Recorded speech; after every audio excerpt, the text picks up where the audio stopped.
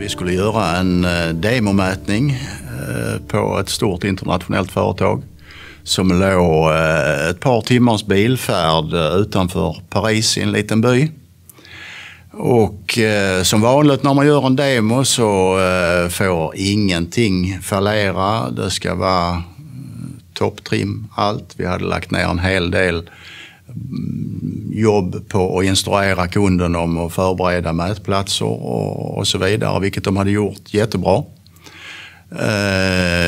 Jag åkte dit och satte igång, installera och sätta upp grejerna och allting gick klappat och klart. Det enda som återstod var att tända lampan och sätta igång mätningarna.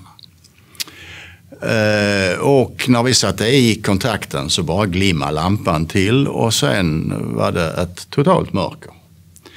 Och då fick man ju sätta igång och se vad det berodde på och efter en hel del telefonsamtal hit till produktion och teknikerna så kunde de lokalisera att det förmodligen var en diod eller ett motstånd inne på något av kretskorten i power supplyet som som fallerade.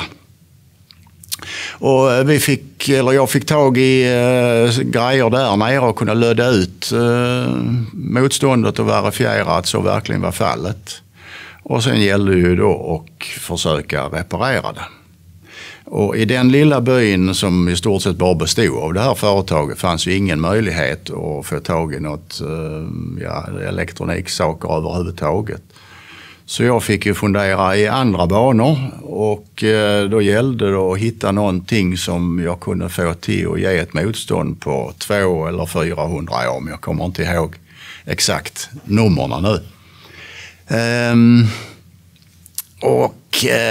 Då slog det mig att foliepappret på tuggummi, när vi hade testat, eller jag hade testat en massa annat, så var det som nog kunde stämma bäst. Så sagt och gjort, jag tog fram isoleringsbandet eller tejpen och började linda med strimlor av tuggummipappret. Och jag fick till en boll av en golfboll storlek eller kanske lite större med 2 ståltrådar ut som jag kunde löda in på kretskortet.